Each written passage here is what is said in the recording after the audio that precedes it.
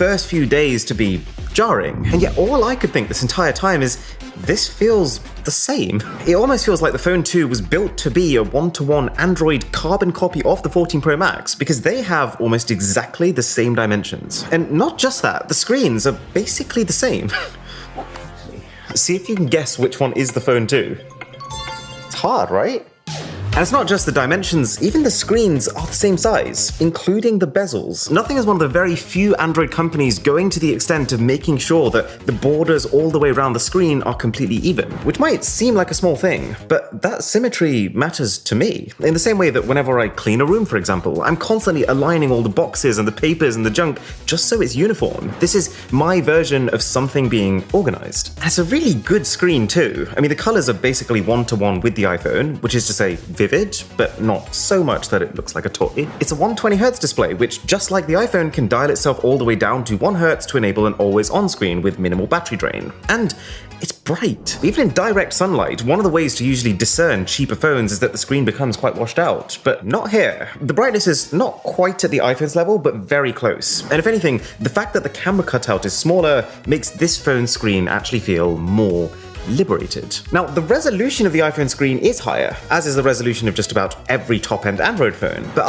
even as someone with good vision and an eye for spotting differences, I can barely tell the difference. Every brand puts in super high-res screens because they feel like they have to, but you can tell they know that the vast majority won't notice the difference because they disable the high-res mode by default. I mean, even on my Sony phone, which goes all the way up to 4K, I've set this phone to 1080p, which, I mean, it sounds like a crime against humanity. I'm only using a third of the pixels available to me, but I just don't need any more. And so what this all means is that the Nothing Phone 2 hasn't one bit felt like I'm making an aesthetic compromise, which is a big deal coming from a phone that's 2 times the price. In fact, in a way, you could say this is an aesthetic upgrade. While the iPhone is pretty universally regarded as being a clean, handsome phone, I did a poll on Twitter of some of the best looking flagship phones and it came a very close second, beaten slightly by Samsung's S23 Ultra. The iPhone's designed in a way that it can appeal to the masses, not just to the millions, but to the hundreds of millions. Or in other words, it's very simple. It's not going to offend anyone.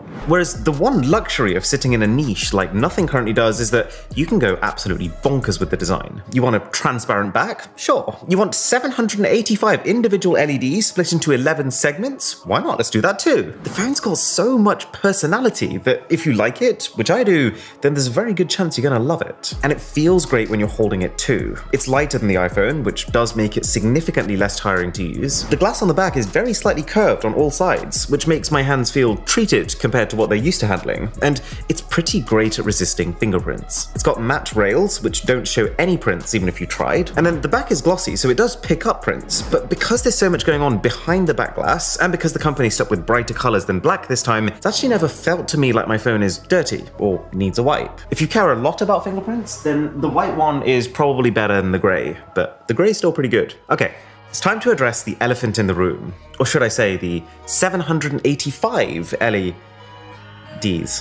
in the room. That's pretty bad.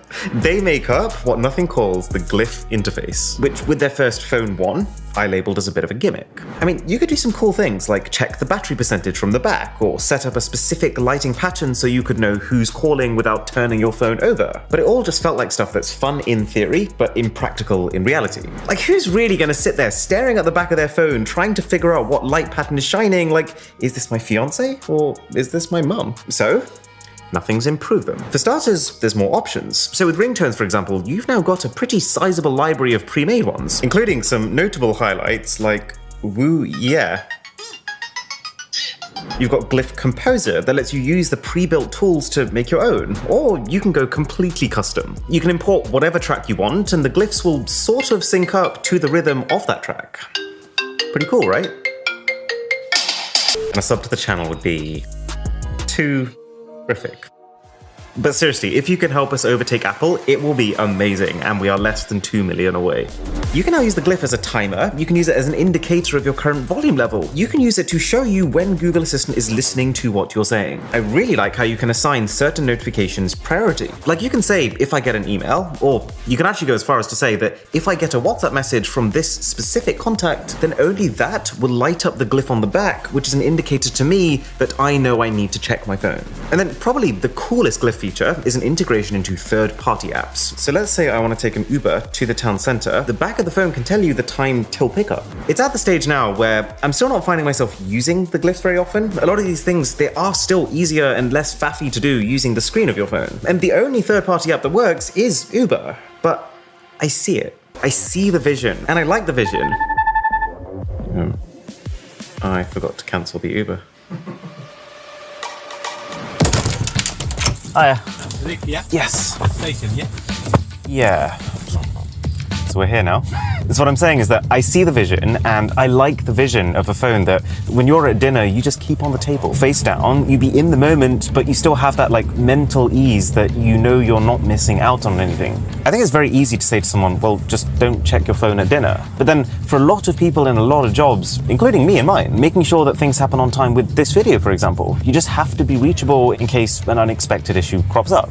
And so the fact that this thing can genuinely allow me to be on my phone less, while avoiding that creeping feeling that something might have gone wrong or I should probably just check, is a really positive thing. And while it does need wider app integration for me to genuinely say it will change the way I use my phone, I do have faith in the company's willingness to support it. I mean, a lot of the things that they've developed specifically for Phone 2 are already being brought to Phone 1. Sorry, do you mind if we turn around and go back?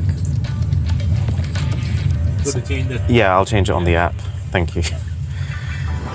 And that brings me on to the software. So this thing is running Nothing OS 2, which is a skin based on Android 13. And in a lot of ways, this is how I would make the software if I was going to do it myself. It's clean, for starters. I mean, everything from the core system animations, the boot up screen, the wake from standby, the status bar pull down, the way it scrolls web pages, the way the home screen responds, to the fingerprint scanner, the way it looks, the way it reacts, and it's reliable too in my experience. Plus, this is a fast phone, and everything feels tuned towards speed, but in a way that's still graceful. If smartphones were chocolate bars, then using this doesn't feel like a Kit Kat or a Twix. This feels like a really indulgent, handmade chocolate fudge brownie. It's not flashy, it's not colorful, but it's rich. And speaking of the lack of color, this is a very atypical smartphone home screen, right? I don't think I really understood it when I first looked at it. All I could think was, why are you making it harder to see which icon is which? If you have a color screen, why not use the color? But the more that I've gotten used to it, the more I think I get it. So when you switch on your phone, you're already looking for a very specific app. Your fingers know where that app is because they've got the muscle memory. So everything being black and white doesn't really interfere with that. It doesn't make anything that you need to do slower. It's only when you come out of the app that you turned your phone on for. And you're in that situation where you're deciding whether to return to your real life or jump into another different app. That's when everything being monochrome kicks in. It makes that option feel less appealing. They've actually just a couple of days ago dropped a new update which can auto apply this monochrome theme over not just the apps that have had custom icons specifically made for them, but every app, which is exactly how it should be. It's very much singing the same tune as the glyph system. Be in the real world, be present, take back control over these apps, which I'm a big believer in. But there are some downsides. It's a little buggy, for example. There've been some very infrequent stutters when you perhaps do something the phone isn't expecting you to do. The auto-applying black and white theme seems to, on a few apps, just make them black. And the phone always seems to glitch for like a split second every single time the always-on display activates. Benefit of the doubt, this is still an early build of the Phone 2 software, and to be fair, it's already more stable than what the Phone 1 launched with. But also, it's not the most feature-rich Android skin out there. If you've picked up a Vivo phone recently, the amount of choice you get is insane. You can pick your fingerprint scanning icon, you have a billion camera modes and filters, and every type of animation that exists on the device, you can control. I mean, apart from the glyph system, which is an obvious advantage this thing has, you can choose your icon pack, you can choose your wallpaper, and that's all, folks. But I do want to stress that the broad strokes of what is going on with Nothing OS are peak Android. I was quite surprised to find that even the battery and the audio are not compromised either. The Phone 2 has a 4,700 mAh cell, which is solid, but it performs better than solid. Maybe because Nothing's using an older chip on this phone, so they've had more time to optimize it. Maybe because Nothing's only been working on one phone this whole time. Meanwhile, most of their competitors have had to split their time and resources across 50. Maybe because the phone automatically dark modes every single app. Whatever the reason, I'm keeping my Wi-Fi on, my data on, my Bluetooth on, my speakers at like 80% volume.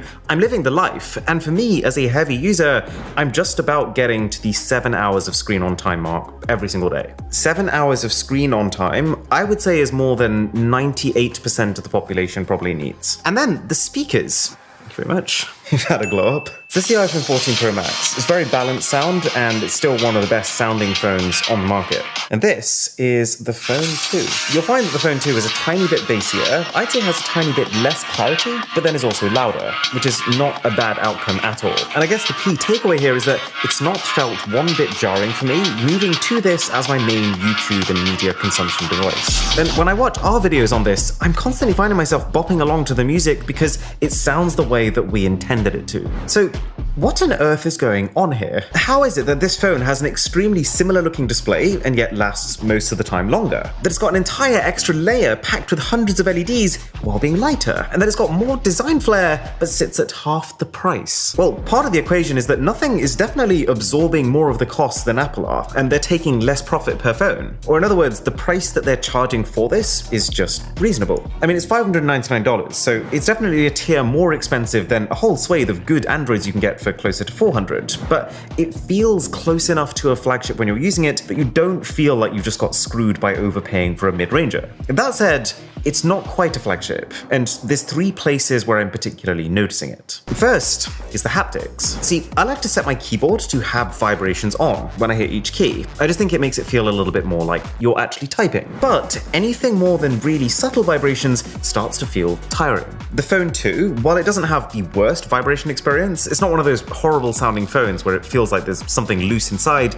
It's also not high-end enough to be able to set the vibration to as subtle of a setting as I would like it to be. Second is the cameras, and this is probably the most visually obvious way that the company has saved. I mean, you only need to look at the back of this phone to see how this phone's priorities are very different to, say, this phone's priorities. I mean, probably the fairest comparison would be this versus a Google Pixel 7. Both are $599, both have one main camera, one ultra-wide, and one front camera. I mean, the detail's on par, but the dynamic range, not so much, especially in those really tricky scenarios where you've got a dark patch in the same frame as literally the sun. It struggles to keep up. You also notice that it doesn't have the investment in those really advanced features like Google does. Things like automatically unblurring faces and real tone, which is really good at making sure that people's skin tones look the way that they're meant to. So while it's not at all hard to get pretty shots out of this set of cameras, you will also likely find that your facial colors can vary between consecutive shots from the same scene. Yes, this is a real selection of photos. Yes, I stopped because I thought the deer was going to kill me.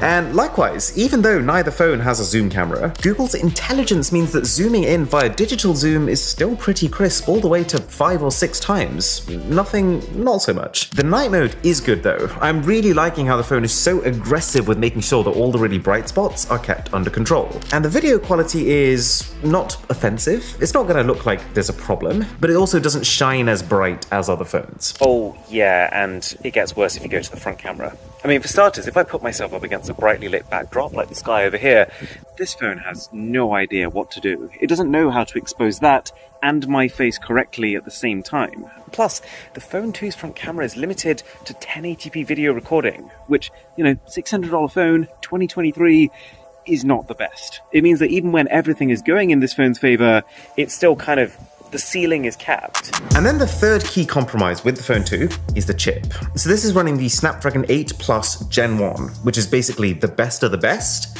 for last year. Now, I actually think this is a smart move because there's not many applications that are really going to benefit from having the absolute latest. They've managed to save a large amount of cost, some of which is clearly being passed on to the buyer, and it's given them lots of time to optimize for it. So let me be very clear, nothing feels slow or last gen on the Phone 2. It's perfectly nippy for all those quick in and out internet searches, and funnily enough, I've actually been struggling to get past a certain level on a game I'm playing on my iPhone because there's too much going on and the phone keeps crashing. This phone didn't struggle and actually allowed me to complete the level. But not having the very latest is still a caveat. It means this is not as powerful as the very, very top-end phones. It means it won't have the very latest 5G modem. It doesn't support the absolute newest Wi-Fi and Bluetooth standards, so something to bear in mind. So, overall, has nothing improved? Or has nothing improved? Well, I think that the Nothing Phone 2 is a way more confident phone than the Phone 1. It knows what it's trying to be. It's a thoughtful device that feels like it's designed by real people. And I'm genuinely excited to see that in ways it's starting to hit those lofty objectives it's set for itself. It's an easy recommend. Sadly, one thing the Phone 2 can't do is record in full 360. For that, you're going to want to use the Insta360 X3. And let's be very clear, shooting in 360 is not some fun novelty that allows you to warp your footage in these weird, wonderful ways. The real benefit is that this camera can capture everything happening around you at the same time in full 5.7K resolution. So that you can shoot first, be in the moment, enjoy yourself, and then later on reframe to focus on what you want to focus on. All with this incredibly trippy third-person out-of-body experience that normal cameras just can't capture, because the selfie stick becomes invisible in the shot. It feels like magic. You can even use this 3-meter stick to create a drone-like perspective following you. It's got a surprising level of stabilization. It automatically